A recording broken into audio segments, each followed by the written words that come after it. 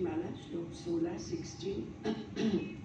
चिन्मात्रं परमं बीजं चिन्मात्रं परमं फलं चिन्मात्रं परमं पत्रं मूलं ब्रह्मास्मि चिन्मयं चिन्मयी च स्वयं सृष्टिः चिन्मयी च स्वयं कृतिः चिन्मयश्च स्वयं कर्ता सर्वं ब्रह्मास्मि चिन्मयं दुग्धे घृतं तिले तैलं पुष्पे गन्धो यथा स्थितः सर्वत्रावस्थितं तद्वत् तद्विद् ब्रह्मास्मि सौरभं सद्भावेन जडे व्यासं चिद्भावेन जडे तथा मुक्तेष्वानन्दभावेन तद्विद् ब्रह्मास्मि सर्वगं शुक्तो रुक्तं मनोनीरं रज्जो सर्पो यथा तथा मिथ्या ब्रह्मणि जीवोऽपि सत्यं ब्रह्मास्मि वास्तवं सत्यं ब्रह्मास्मि वास्तवम्। ओम ओम ओम।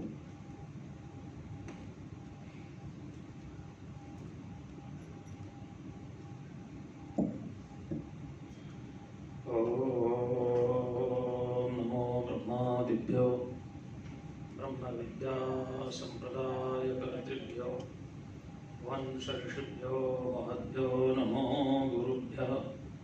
सर्वोपप्लवरहित प्रज्ञानघनः प्रत्यगर्थो ब्रह्मैवाहमस्मि ब्रह्मैवाहमस्मि। ओम शांति शांति शांतिः। शंकरं शंकराचार्यं केशवं बादरायणं सूत्रभाष्यकृतौ वन्दे भगवन्तौ पुनः पुनः। ईश्वरो गुरुरात्मेति मूर्तिभेदविभागिने व्योमवद्व्याप्तदेहाय दक्षिणामूर्तये नमः।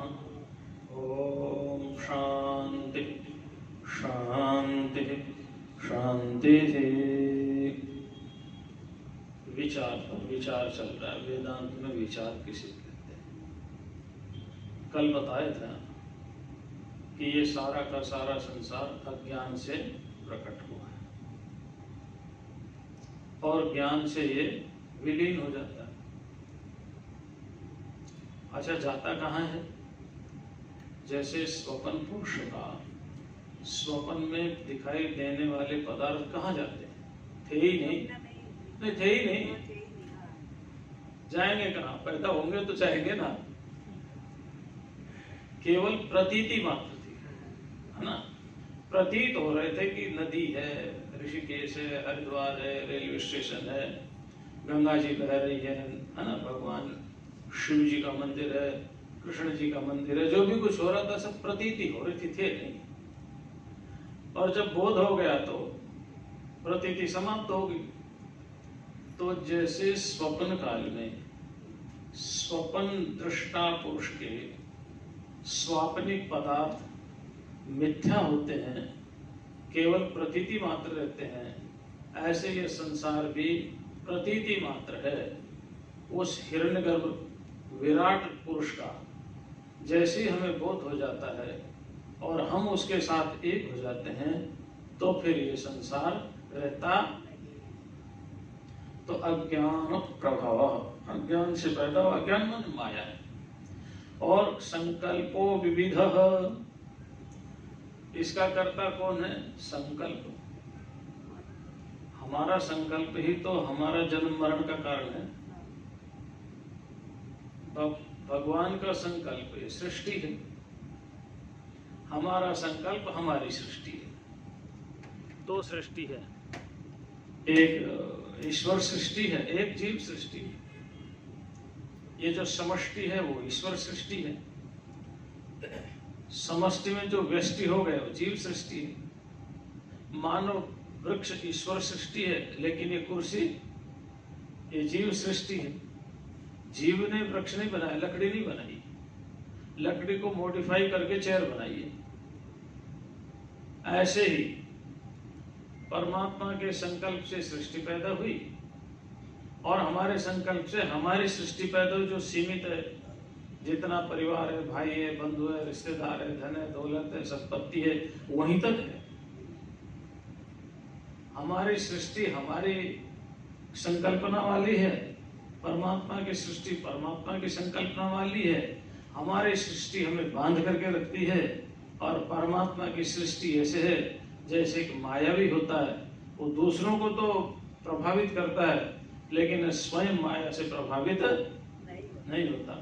पहले बचपन में, अब पता नहीं आते नहीं आते, देखते थे एक बाजीगर आता था, आते रहते थे, फिर एक आम की गुठली दिखाता था, फिर एक गमला सा लाता था, फिर उस गुठली को उसमें लगा देता था, फिर उसमें आम का पेड़ निकलता था, फिर उसमें फल लगते थे।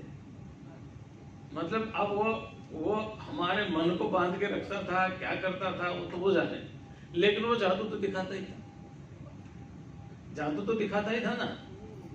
तो वो ये जो जादू दिखाता था, ये जादू हमको तो प्रभावित करते थे, लेकिन जो दिखा रहा है उसको प्रभावित नहीं करता। तो परमात्मा की सृष्टि परमात्मा को प्रभावित नहीं करती, हमारी सृष्टि हमें प्रभावित करती है, क्योंकि परमात्मा पूर्ण ज्ञान है, स्वरूप है, और हम अल्पज्ञ हैं, कम ज्ञान वाले हैं। तो हमारे संकल्प से हमारी सृष्टि पैदा हुई, परमात्मा के संकल्प से परमात्मा की सृष्टि पैदा हुई, लेकिन परमात्मा की सृष्टि में ही हम अपनी सृष्टि की रचना कर रहे हैं, अलग से नहीं बना सकते।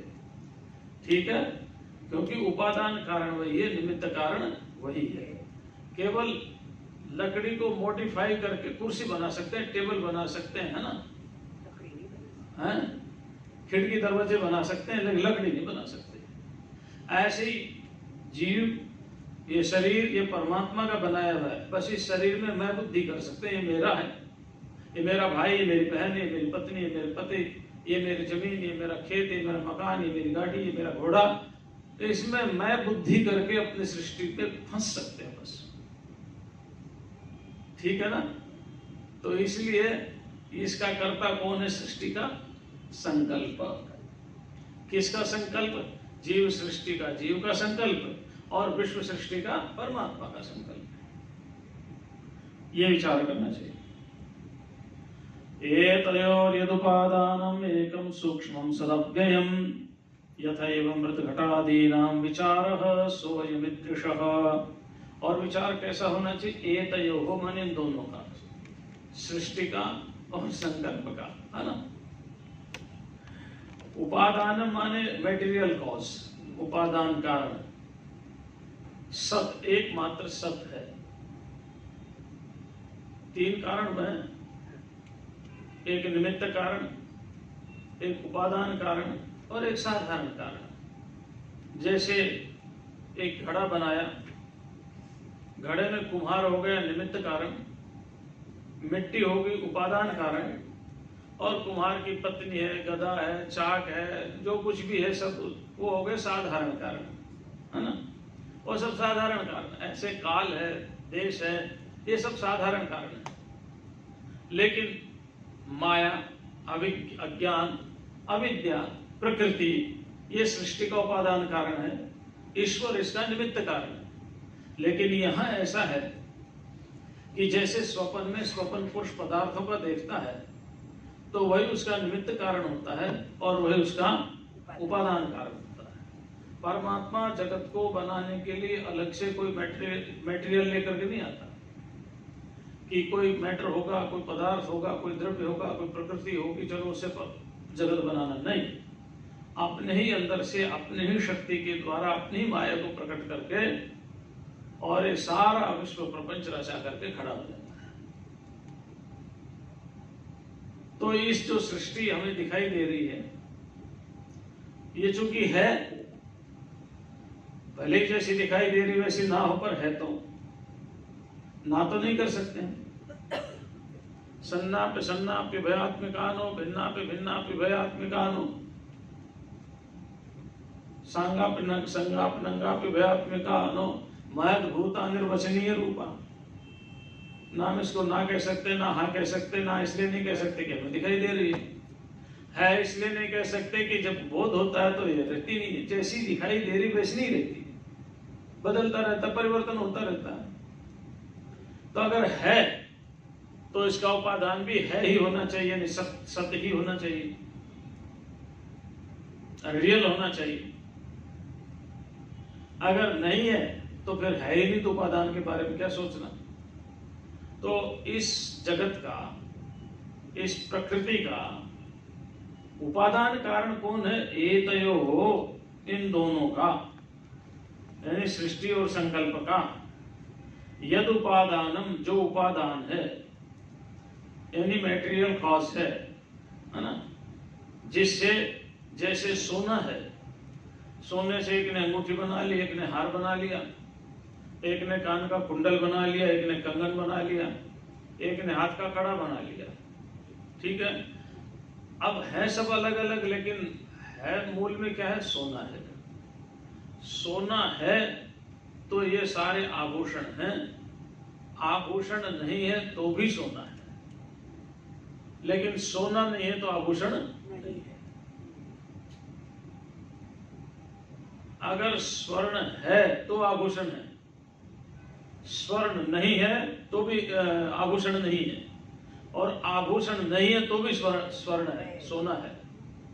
ऐसे ही सोना ही सत्य है, आभूषण तो नाम और रूप में मिथ्या है। किसी ने कहा भाई जाओ टेबल के ऊपर सोना रखा है लेकर के आओ, वो ढूंढ के आता, बोले सोना तो नहीं, अंगूठी है वहां पर, या हार है वहां पर, या कंगन है वहां पर, या कड़ा है वहां पर सोने का। तो उसने ऐसा भ्रम हो गया है कि सोने को अंगूठी मान लिया, आकार विशेष से, नाम विशेष से, कंगन मान लिया, कड़ा मान लिया, है वो सोना ही। ऐसे ही ये संसार में सब एकमात्र परमात्मा ही है। परमात्मा ने ही अपनी माया से, अपने अंदर से विभिन्न प्रकार का संसार प्रकट कर दिया। है ये परमात्मा ही, लेकिन हमने इसको जगत मान लिया, क्योंकि दिखाई जो दे रहा है वो विकारवान दिखाई दे रहा है। ये तो ज्ञान हो जाएगा, बोध हो जाएगा, तब पता चलेगा है था ही नहीं कुछ, विकार किसका है ही नहीं। तो कह रहे हैं इसका कोई उपादान कारण सत माने सत होना चाहिए, जिसकी सत्ता हो, एक होना चाहिए। एकम सूक्ष्म सत्व अव्यय, चार विशेषण दिए उपादान के, मतलब एक का अर्थ है कि वही हो और दूसरा कोई हो ना, बस। सदैव सोम इदम एक एव अग्र, वहां एक शब्द प्रयोग हुआ। हे सोम सबसे पहले अकेला ही था, तो कोई एक ही इसका उपादान कारण होगा, और उपादान कारण बहुत सूक्ष्म होगा। कितना सूक्ष्म होगा? हम पृथ्वी, जल, अग्नि, वायु, आकाश को साक्षात नहीं देख सकते जब तक कि ये पांचों आपस में मिले ना, पंचीकरण ना हो। हम केवल अग्नि को नहीं देख सकते, हम केवल वायु को नहीं देख सकते, हम केवल जल को नहीं देख सकते, हम केवल पृथ्वी को नहीं देख सकते। जब ये पांचों मिल जाएंगे तो वो रूप वाला होगा। तो ये जो जगत दिखाई दे रहा है पंचभूतों का समूह है, इससे सूक्ष्म पंच महाभूत का अपना अपना स्वरूप है। पंचतन मात्राएं और सूक्ष्म है, पंचतन मात्राओं से अहंकार और सूक्ष्म है, अहंकार से बुद्धि सूक्ष्म है, बुद्धि से प्रकृति सूक्ष्म है, और प्रकृति से भी कितना सूक्ष्म है, ठीक है ना, बहुत सूक्ष्म है। तो इतना सूक्ष्म है कि हम वहां जा ही नहीं सकते, दिखाई देता नहीं, जान समझ में आता नहीं। तो कोई एक होगा और कोई सूक्ष्म होगा, और सत होगा, असत से कुछ पैदा होता नहीं। ना सतो विद्यते भावो, ना भाव विद्यते सत। खरगोश के सींग से कोई धनुष नहीं बनाया होता है। आकाश के फूलों की किसी ने माला नहीं पहनी, और मृग मरीचिका से, मृग तृष्णा से किसी की प्यास बुझी नहीं। अगर इसका उपादान सत नहीं होगा तो ये जगत दिखाई भी नहीं देगा, क्योंकि सत पदार्थ से ही प्रकट होता, असत से कुछ भी पैदा नहीं होता। असता सत जायता, ये जो उपनिषद ने कहा असत से सत पैदा हुआ है, उसका भाव अनभिव्यक्त, जब पदार्थ था तो उसको असत कहा है, और जब अभिव्यक्त हो गया तो उसको सत कह दिया। लेकिन सत्य काला बाधित है, तीनों कालों में एक रस में विद्यमान रहता है। और अव्यय, जिसका कभी घटना बढ़ना ना हो, नाश ना हो, खर्च ना हो, व्यय ना हो, कम ज्यादा ना हो, छोटा बड़ा ना हो। यथैव मृत घटादीनाम विचार सोयम ईदृश, जैसे मृत घटादि यानी मृत्तिका, मिट्टी, मृत्तिका माने मिट्टी, जैसे मिट्टी घड़े का कारण है। अब घड़ा ध्वंस हो गया तो भी मिट्टी है, घड़ा है तो भी घड़ा मिट्टी रूप ही है, घड़ा ध्वंस हो गया तो भी घड़ा मिट्टी में ही मिलना है। तो मिट्टी सत है और घड़ा नाम रूप वाला होने के कारण मिथ्या है। बस दिखाई दे रहा है एक घड़ा, लेकिन ऐसा रहेगा नहीं, एक दिन टूट जाएगा, विकारी हो जाएगा। तो जो वस्तु सदा रहती हो उसको सत कहते हैं, और जिस वस्तु के न रहने पर कोई कुछ दिखाई नहीं देता, लेकिन घड़े के अस्तित्व समाप्त होने पर भी मिट्टी का अस्तित्व रहता है। तो जैसे मिट्टी उपादान कारण है घड़े का, ऐसे ही परमात्मा इस जगत का उपादान कारण है। बस अंतर इतना, मिट्टी स्थूल है तो हमारी समझ में आ जाता है, परमात्मा बहुत सूक्ष्म है। वो समझ में नहीं आता है कि वो चेतन से ही कैसे जड़ जगत प्रकट हुआ है, क्योंकि अनंत शक्तिमान है, उसकी माया परंपार है।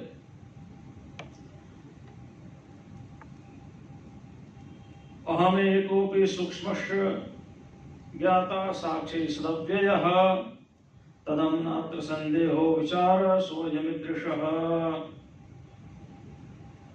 अब अपना बताया भाई, अहम एकोपि, मैं एक हूं। एक बार एक बच्चे ने कहा हमसे, स्वामी जी आप दुनिया में सबसे अलग हैं। मैंने कहा क्यों? बोले आप ही आप जैसा दूसरा है ही नहीं। हम बहुत देर तक हंसते रहे। बोले आप तो आप ही है ना, दूसरा थोड़ी आप जैसा। तो कोई बात याद आ गई, अहम एक हो कि मैं एक हूं। इसका मतलब ये नहीं कि भाई मेरी अपनी सत्ता, आपकी अपनी सत्ता नहीं, आत्मा के रूप में हम सब एक है ना। मेरे जैसा तो कोई दूसरा नहीं है, लेकिन इस देह को लेकर के, और मेरा जैसा दूसरा है ही नहीं आत्मा को लेकर के। मैं ही हूं, दूसरा होगा कहां से? तो आत्मा की दृष्टि एक है और शरीर की दृष्टि एक है। अब जब हम वाक्य का प्रयोग करते हैं तो गलत कोई नहीं होता। कभी हम आत्मा को प्रधान मान करके वाक्य का प्रयोग करते हैं, कभी हम देह को प्रधान मान करके वाक्य का प्रयोग करते हैं। बोलने में कोई दिक्कत नहीं है, लेकिन समझने में दिक्कत आ जाएगी। समझ लो, अहम एक अपि, एक होता अभी मैं, और मैं कैसा हूं? सूक्ष्म हूं। इंद्रियाणि परान्याहु इंद्रियेभ्यः परं मनः, मनसस्तु परा बुद्धि, बुद्धेः परतस्तु सः। जो विषय हैं उनसे सूक्ष्म इंद्रियां हैं, इंद्रियों से सूक्ष्म मन है, और मन से सूक्ष्म बुद्धि है, और बुद्धि से भी परे वह आत्मा है। मैं ही बैठा हुआ सबको देख रहा हूं, सबको जान रहा हूं। अपने विचारों को, अपने संकल्पों को, अपनी क्रियाओं को, तो मैं सबसे अधिक सूक्ष्म हूं। तो अहम एकोपि सूक्ष्मः, मैं एक हूं, सूक्ष्म हूं। ज्ञाता, ज्ञान को प्राप्त करने वाला। किसको ज्ञान हो रहा है? मुझे हो रहा है, किसको हो रहा है? ये चश्मा किसको हो रहा है? नेत्र को रूप दिख रहा है ना, लेकिन नेत्र कई बार मन अगर दूसरी जगह चला जाए तो चश्मा भले ही रहो तो चश्मा दिखाई नहीं देगा। मन माध्यम है, लेकिन मन को एक्टिवेट कौन कर रहा है? मन को ग्रहण कौन कर रहा है कि मेरा मन है? तो जो मन को भी ग्रहण कर रहा है, बुद्धि को भी ग्रहण कर रहा है, उसको कहा है ज्ञाता। वैसे तो किसी भी पदार्थ को जानने वाला ज्ञाता होता है, चोर चोरी का ज्ञाता होता है, तो व्यापारी अपने पदार्थों का और धन का ज्ञाता होता है, तो महात्मा अपने भगवान के जप तप का ज्ञाता होता है, विद्वान अपने किताबों का ज्ञाता होता है। हम और आप दोनों सत्संग के ज्ञाता है, सत्संग कर रहे हैं, आनंद ले रहे हैं, इससे बढ़िया क्या होगा, है ना। लेकिन ये एक ज्ञाता हुआ सब ऑब्जेक्ट को लेकर के, और एक ज्ञाता सब्जेक्ट इटसेल्फ,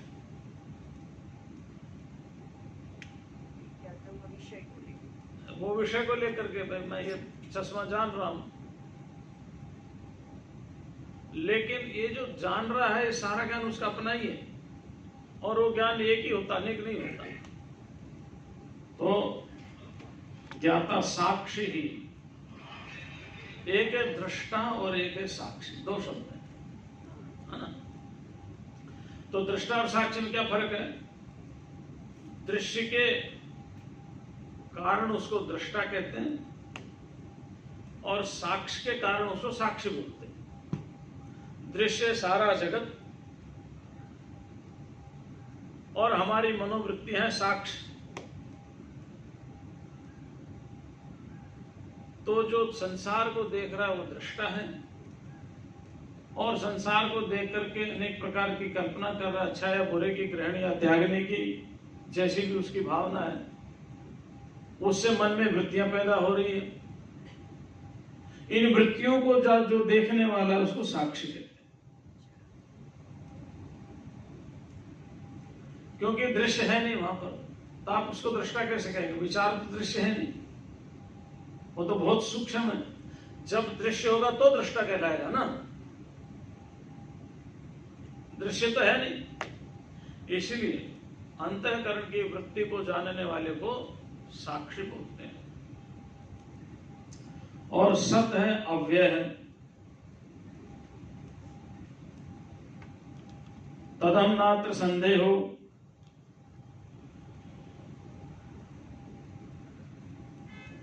तदहम वह मैं, नात्र संदेह, इसमें कोई संदेह नहीं। मैं क्या हूं? एक हूं, सूक्ष्म हूं, ज्ञाता हूं, साक्षी हूं, सत हूं और अव्यय। तो एक, सूक्ष्म, ज्ञाता, साक्षी, सत, अव्यय, 6 विशेषण हो गए। हाँ? इन 6 विशेषणों से तत् अहम, वह मैं ही हूं। नात्र संदेश में कोई संदेह नहीं है। विचार स्वयं ईदृशः, इस तरह से विचार इस प्रकार का होता है। तो ये विचार की प्रक्रिया शैली है, ये वेदांत की विचार की शैली है ना।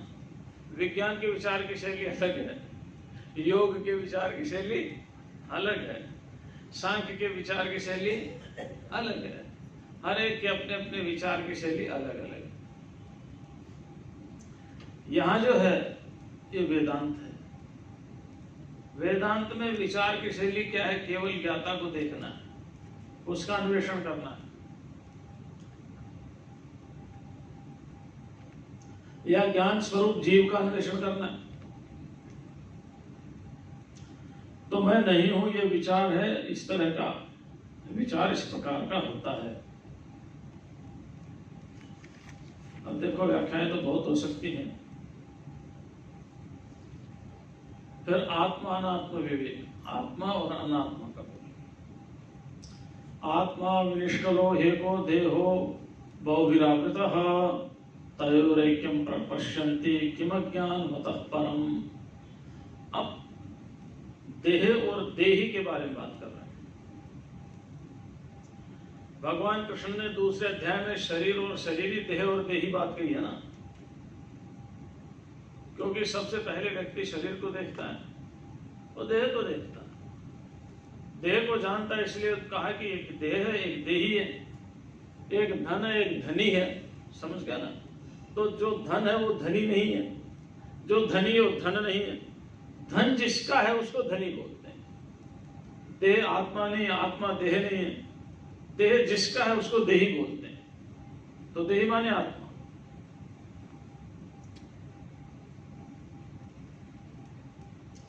आत्मा कैसा है? वो मेरा विनिष्कलः, कोई कला नहीं उसमें। कलाएं सारी अविद्या में, माया में है, बंधन में है। कलाएं क्या, घटना बढ़ना भी कला है, खाना पीना भी कला है, कमाना भी कला है ना।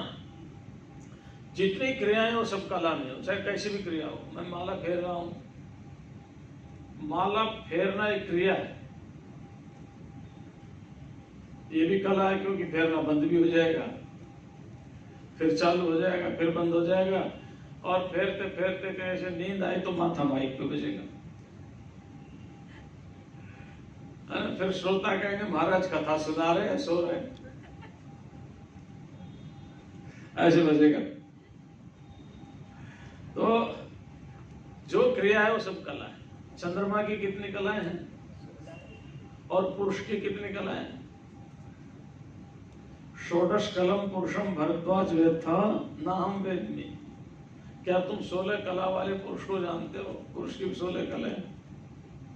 अब पुरुष की 16 कला कौन सी है वो आप प्रश्नोपनिषद में पढ़ सकते हैं, पंचम प्रश्न है। पंचम प्रश्न है, वहां आप पढ़ सकते हैं। चंद्रमा की 16 कौन सी कलाएं हैं? चतुर्दशी तक तो है ही, एक पूर्णिमा और एक अमावस्या। चंद्रमा में कोई कला नहीं, चंद्रमा की कला है। मेरे अंदर कोई कला नहीं, मेरी कलाएं हैं। देह है तो ये कलाएं दिखाई दे रही, देह नहीं तो दिखाई नहीं देगी। तो विनिष्कला अच्छी प्रकार से जिसमें कलाएं निकल गई, क्रिया खत्म, क्रिया नहीं है हमारे अंदर। क्रिया माया में, अविद्या में, जब तक देह तब तक क्रिया है, देह नहीं तो क्रिया भी नहीं। आत्मा विनिष्कलो हेको एक। देखिए उन्हीं बातों को भगवान बार बार कह रहे हैं ताकि हमारा मन सुदृढ़ हो जाए। यानी एक आत्मा क्या है? एक। हम बहुत आत्मा ना माने, नहीं तो गड़बड़ हो जाएगा।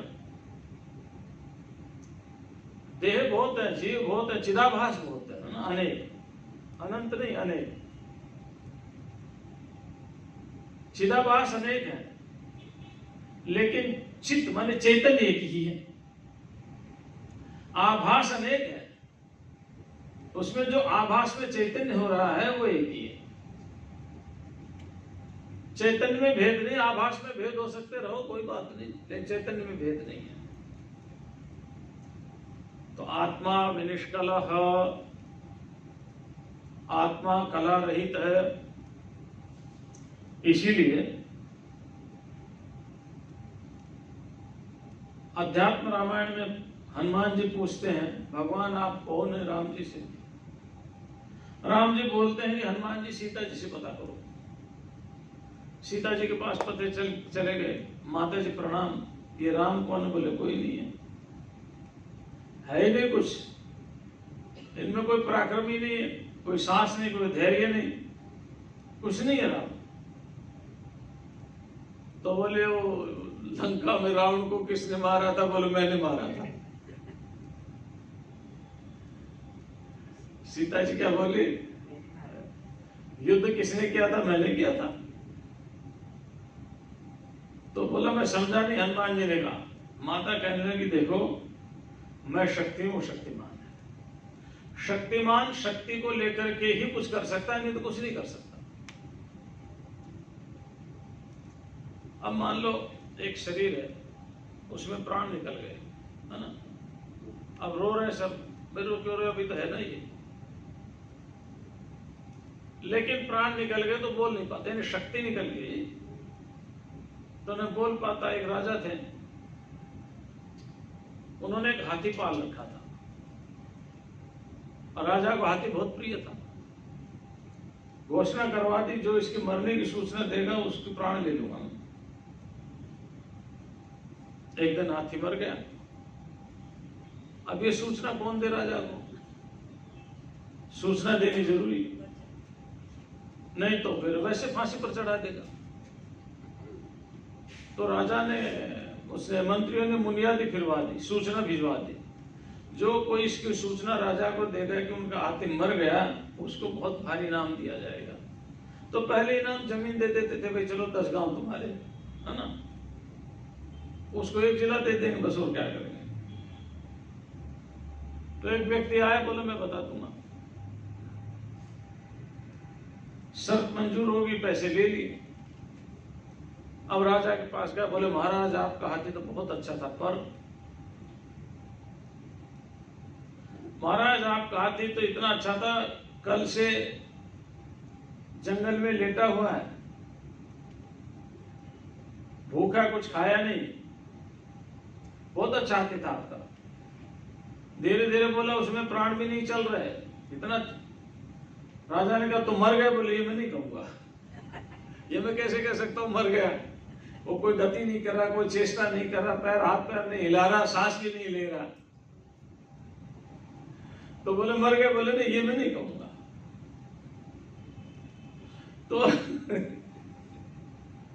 तो बात यह है कि ये कलाएं जो है ना, ये कलाएं जीव के अपने अंदर तभी तक है जब तक प्राण चल रहे, श्वास चल रहा है। देही देहो बहुविरावृत, और देह कैसा है, बहुत है, आत्मा एक है और शरीर, देखिए आत्मा दो नहीं है, शरीर तो हजारों है। देहो बहुभिरावृता, देह तो अनेक तत्वों से मिलकर के बना, बहु भी माने बहुतों के द्वारा, आवृत माने घिरा हुआ है। तो देखो एक बोलने की शैली है ना, देह किससे, ये हमारा देह तो अनेक है, और ये देह जो है ना, आत्मा देह में फंसा हुआ है, पहले अन्नमय कोश है, फिर प्राण में है, फिर मनो में है, विज्ञान में है और आनंद में है। लेकिन यह शरीर को पता है कि बहुतों से बहुत में बहुत शरीर है, कितने शरीर है काउंट नहीं कर सकते। जो पसंद आए उस शरीर में जाकर के बैठ जाओ, उस तरह के कर्म करके। जीवन का उद्धार करना है तो सत्कर्म करो, मनुष्य शरीर मिल जाएगा। आगे अपना जब तब ध्यान करते करते परमात्मा की शरण में जाओ, और एक दिन आत्मा का भी ज्ञान हो जाएगा और परमात्मा का भी ज्ञान हो जाएगा, दोनों का ज्ञान हो जाएगा। तयोः ऐक्यम प्रपश्यन्ति किमज्ञानमतः परम, और आश्चर्य की दोनों अलग अलग होते हुए भी इन दोनों की एकता का अनुभव करते हैं, इससे बड़ा आश्चर्य और क्या होगा। यानी देह और देही को एक ही मान करके चल रहे हैं, शरीर और शरीरी को एक ही मान करके चलने से बड़ा ज्ञान और क्या होगा भाई दुनिया में। जो है नहीं वो हो रहा है। आत्मा अविनाशी, उसको नाशवान मान लिया। आत्मा अजर अमर, हमने जन्मने और मरने वाला मान लिया। इससे बड़ा तो अनर्थ हो नहीं सकता।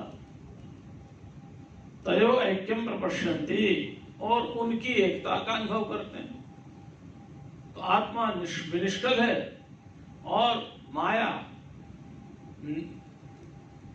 सकल है, उसमें कलाएं हैं। एक निष्कल और एक सकल है, लेकिन सकल माया को कुछ ऐसा मोह डाल दिया परमात्मा ने कि वो उसको ही अपना स्वरूप मान करके बैठ गए, और जड़ और चेतन के गांठ मिल गई। जड़ चेतन ग्रंथि परिगी, जदपि मृषा छूटत अति कठिनाई। गांठ पड़ गई जड़ चेतन की, गांठ टाई नोट हो गई। तो गांठ बड़ी सूक्ष्म है, वैसे दिखाई देते तो खोल देते हैं। कबीरदास का भजन है ना, अरे मन तो है कि कहीं भी मैं समझाऊं, है ना। हाथी हो तो अंकुश मार के समझा दो, सांप हो तो मंत्र बोल करके समझा दो, भाई चलो सर्प का मंत्र बोल दो, काटेगा नहीं, या विष उतर जाएगा, या चल करके मेरे पास आ जाएगा। घोड़ा हो तो चाबुक मार के तुझे काबू में कर लूं। अनेक वहां पर विकल्प दिए भजन में।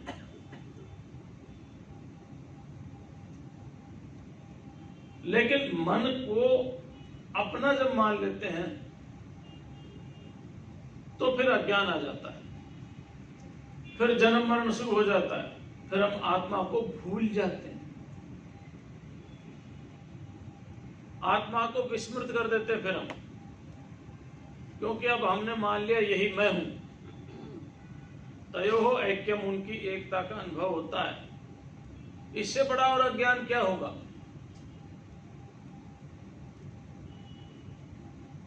यानी दुख को ही सुख समझ लिया, इससे बड़ा ज्ञान कोई होगा? मृत्यु को ही अमृत समझ लिया, मृत्यु और मां अमृतम गमाया, और यहां उल्टा हो गया, अमृत स्वरूप आत्मा उसको मृत्यु स्वरूप देह में फंसा दिया। इसलिए तो हमारी प्रार्थना की, भाई देखो अंधकार से हमें छुड़ाओ और हमें प्रकाश की ओर लेकर के जाओ। असतो मां सतगमय, तमसो मां ज्योतिर्गमय, मृत्यु और मां। इससे बड़ा और अज्ञान क्या हो सकता है? आत्मा नियामक चांतर्देहो बाह्यो नियम्यकः तयोरेक्यम प्रपश्यन्ति किमज्ञानमतः परम्। और आत्मा का स्वरूप बता रही है, ये प्रकरण में आत्मा का स्वरूप बता रहा है। क्या है आत्मा? नियामक, अंतर्देहो बाह्यो नियम्यकः। आत्मा नियामक है, यानी नियमन करने वाला, अनुशासन करने वाला, और शरीर नियम्यक है, जिसके ऊपर अनुशासन किया जाता है। अब देखो कौन किस पर अनुशासन कर रहा है। ये शरीर तो जड़ है, अपने आप तो चल फिर नहीं सकता। मन भी जड़ अपने आप क्रिया नहीं कर सकता। बुद्धि भी जड़ अपने आप निश्चय नहीं कर पाती। तो इनके पीछे एक चेतन शक्ति है। क्या है? एक चेतन शक्ति है। बस वो जो चेतन शक्ति है वही आत्मा है। चेतन शक्ति ही आत्मा है।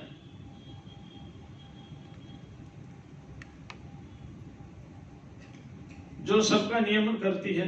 और अंतर्देह मतलब शरीर के अंतर्देह माने हमारे 3 प्रकार का शरीर है ना, जो कारण शरीर का भी आधार है। अहंकार मात्र का कह लो, कारण शरीर का कह लो, है ना, उसका भी जो आधार है, उसका भी जो नियामक है, उसका भी जो अनुशासन करता है। और शरीर जो है बाह्य नियम का हो, शरीर बाहरी है, आत्मा अंदर है। बड़ी विलक्षण बात है। जो बाहर है उसको तो ढूंढना क्या दिखाई दे रहा है, लेकिन जो अंदर है उसको भी हम बाहर ढूंढते हैं। जो अंदर बैठा है उसको भी हम बाहर ढूंढते हैं कि शायद यहां मुझे मिल जाए। और विलक्षण बात है। एक बद्रीनाथ का धाम का व्यक्ति चल कर गया बनारस, काशी, और उनसे पूछो भाई तुम क्यों आए? बोले भगवान का दर्शन करने के लिए। ठीक है, कौन सा भगवान का दर्शन करने के लिए? बोला महादेव का। तो क्यों वहां बद्रीनाथ में नहीं था महादेव? काशी का जा रहा है बद्रीनाथ, ठीक, अच्छी बात है, आना जाना चाहिए, अलग बात है, तो अच्छी बात है। लेकिन क्या महादेव जो केदार धाम पर है यार, वो नियामक नहीं है? क्या जो बनारस के वो नियामक नहीं? ईश्वर तो एक ही है ना। लेकिन इसी एक ईश्वर को जब हम अलग अलग रूपों में बांट दिया तो हमारे मन मस्तिष्क में उसकी शक्ति भी सीमित होगी। और बस उससे अब यही प्रार्थना कर रहे हैं, छोटी छोटी क्षुद्र प्रार्थनाएं।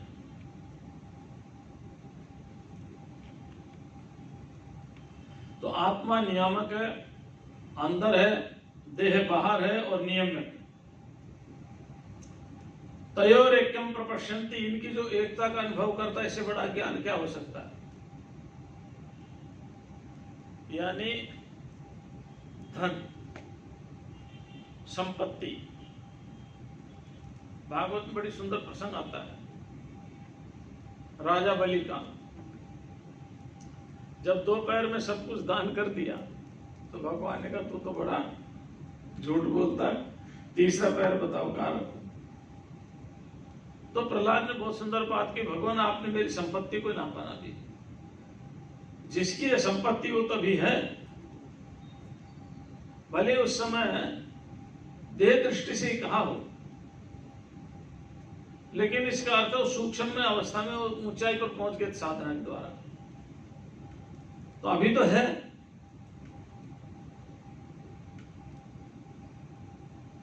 तो जिसकी संपत्ति है वो बड़ा होता है, महान होता है। जो नियमन करने वाला है वो महान होता है, और जो नियामक होता है वो, उनकी जो एकता देख रहा है, भला इससे बड़ा और अज्ञान क्या हो सकता है। एक और श्लोक कर लेते हैं। आत्मा ज्ञानमय पुण्यो देहो मांसमयो शुचिः तैक्यम प्रपश्यन्ति किम ज्ञान मतः परम।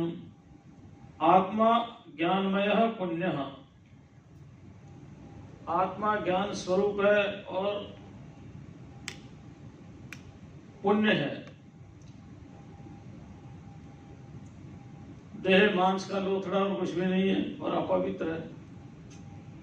देखो, एक है पवित्र और एक है अपवित्र। कूड़े का ढेर यहां पर वो अपवित्र है। सूर्य की रोशनी पवित्र है, लेकिन सूर्य की रोशनी कूड़े पर गिर करके भी अपवित्र नहीं होती। इसलिए देह जब अज्ञान की निवृत्ति हो जाएगी और ये जीव ब्रह्म स्वरूप हो जाएगा, तो फिर वो जो अपवित्रता है वो भी खत्म हो जाएगी। आत्मा ज्ञानमय पुण्य देहो मांसमयो शुचि। ज्ञान स्वरूप आत्मा है। आत्मा क्या है? ज्ञान स्वरूप, ज्ञानमय। क्योंकि सारा ज्ञान तो आत्मा को ही हो रहा है ना। और पुण्य संसार पाप आत्मा पुण्य। पाप का मतलब ये मत समझना जिस ढंग से मैं पाप शब्द का प्रयोग करूं उसके इतना ही अर्थ है कि दुख रूप, समझ रहे ना, दुख रूप। और आत्मा पुण्य, आत्मा पुण्य है। पुण्य माने सत्कर्म। लेकिन आत्मा में कर्म होते नहीं, इसलिए पाप पुण्य भी नहीं होते। तो इसलिए पुण्य का अर्थ यहां पवित्र लेना पड़ेगा। क्या लेना पड़ेगा? आत्मा ज्ञानमय पुण्य। आत्मा ज्ञान स्वरूप और पवित्र है। देहो मांसमयो शुचि ही। देह मांसमय और पवित्र है। देखो भगवान शंकराचार्य की विशेषता कैसे आत्मा को और देह को अलग कर दिया। इस शरीर में जो बंधा हुआ चेतन है वो मांस नहीं है। मांस माने शरीर, देह, सूक्ष्म स्थूल देह। यहाँ मांस किसका अपलक्षण है? स्थूल देह का। लेकिन जो सूक्ष्म है, आत्मा है, वो इससे एकदम भिन्न है। तयोरेकं प्रपश्यन्ति किम अज्ञान मतः परम। फिर भी हम उन दोनों की एकता का अनुभव करते हैं। मैं शरीर हूं, ये मेरा अनुभव होता है। मैं शरीर से भिन्न हूं, ये कितनी बार अनुभव होता है? ईमानदारी से बताना जरा। वहां तो ये है कि वो हमारे एक महात्मा थे पंजाब के। तो पंजाब में पहले सत्संग होते थे तो खुले मैदान में होते थे। एसी उसी का इतना प्रचलन था नहीं, एसी हॉल का इतना प्रचलन नहीं था। हमारे एक मित्र हैं, वो तो एसी हॉल में कथा करते हैं, राजाधिराज है वो। लेकिन उन्होंने भी कभी कथा शुरू की होगी तो मैदानों में ही की होगी, क्योंकि उस समय ऐसा ही था सबके साथ। आज सभी एसी में ही करते हैं। तो जब लोग आते थे और कथा सुन के जाते थे, से पीछे से कपड़ा झाड़ते थे। तो कहते थे देखो सत्संग तुम सुनो, कथा तुम सुनो, लेकिन पल्ला झाड़ के मत जाना, यानी यहाँ की बातें ही छोड़ करके मत जाना, अपने साथ भी लेकर के जाना। तो ये जो विचार है यहाँ पर,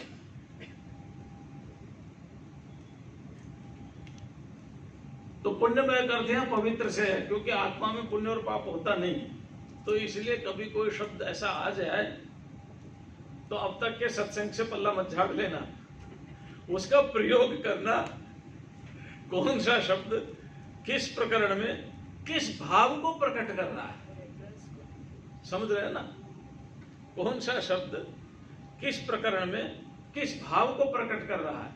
अब हम क्या आत्मा तो पुण्य स्वरूप है, तो क्यों भाई आत्मा ने कोई सत्कर्म किए थे जो पुण्य स्वरूप हो गया, है ना। पुण्य श्लोको नलो राजा पुण्य श्लोको युधिष्ठिर, है ना। तो इन्होंने तो सत्कर्म किए थे दोनों ने, आत्मा ने तो कोई सत्कर्म किए नहीं। जब सत्कर्म किए नहीं तो पुण्य कैसे हो गए? इसलिए पुण्य का यहां अर्थ किस भाव में है? पवित्र। और पवित्र भी किस भाव में है? अज्ञान जन्य दोषों से तीनों कालों में दूर रहना, न पहले था, न अब है, न आगे रहेगा। तो आत्मा ज्ञानमय ज्ञान स्वरूप पुण्य, और मान देहो मांसमयो शुचि, देह अपवित्र अशुचि। देखो एक बात है, ये धारणा है, अपने भक्त हुए सूरदास जी, उन्होंने एक बहुत सुंदर बात कही भजन में, ऊधो के माध्यम से। ऊधो मनमाने की बात, ऊधो मनमाने की बात, दाग स्वारा छाड़ी अमृत फल, विष कीड़ा विष खात। दाग स्वारा छाड़ी अमृत फल, विष कीड़ा विष खात। ऊधो मनमाने की बात, यह तो अपने मन की बात है भाई। विष के अंदर रहने वाले कीड़े को विष ही अमृत है, गंदी नाली में पड़े हुए कीड़े को वही अमृत है। तो अच्छा और बुरा क्या है? पाप और पुण्य क्या है? सुख और दुख क्या है? जिस भी क्षण हम परमात्मा से विमुख हो जाए वही पाप है। हम किस योनि में जाए, कैसा हमारा भोग जो हो, जिस योनि का जो भोग है उस योनि में वही भोग अच्छा लगता है।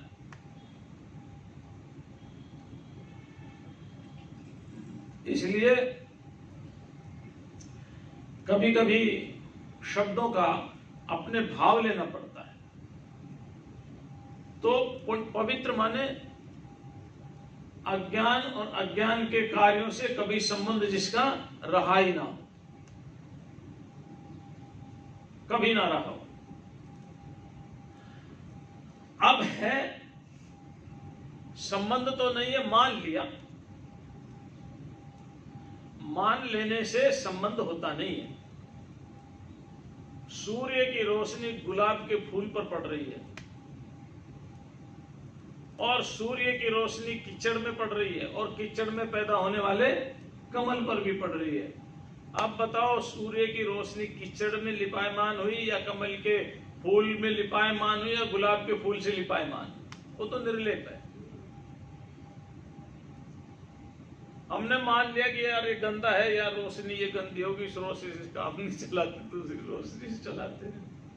अच्छा, बड़ा विलक्षण है आजकल तो पवित्रता। पवित्रता क्या होगी? देखो बताए, सब घरों में पानी एक ही जगह से आता है ना, है ना। शौचालय में भी वही पानी है और रसोई में भी वही पानी है। तो कौन सा पानी पवित्र हो गया और कौन सा पवित्र हो गया? शौचालय के नल में जो पानी आ रहा है वो अपवित्र है, रसोई के नल में जो पानी आ रहा है वो, दोनों आ कहां से रहे हैं? एक ही तो पाइप आया है ना घर के अंदर, बाद में तो डिवाइड हुआ है। डिवाइड तो बाद में हुआ ना। तो हमने मान लिया कि एक पवित्र है एक अपवित्र है। ऐसे हमने मान लिया कि मैं स्नान करूंगा तो पवित्र हो जाऊंगा, स्नान नहीं करूंगा तो अपवित्र हो जाऊंगा। अरे भाई तुम तो पवित्र हो ही हो, अपवित्रता तो है ही नहीं, क्योंकि निरवयव हो। क्यों? क्योंकि निरवयव हो। जो सावयव होता है उसमें शुद्धि अशुद्धि का विचार होता है, निरवयव में शुद्धि अशुद्धि का विचार नहीं होता, निरवयव हो। तो शेष चर्चा कल करेंगे, आज इतना ही। ओम शांति शांति शांति। पूज्य महाराज जी के पवित्र शिष्याओं वंदन। आज जय सुद सप्तमी सोमवार दिनांक 2 जून स्वामी श्री प्रेमपुरी आश्रम दया गीता चिंतनमाला के अंतर्गत परम पूज्य स्वामी श्री मुक्तानंद जी महाराज द्वारा श्रीमद् भगवद गीता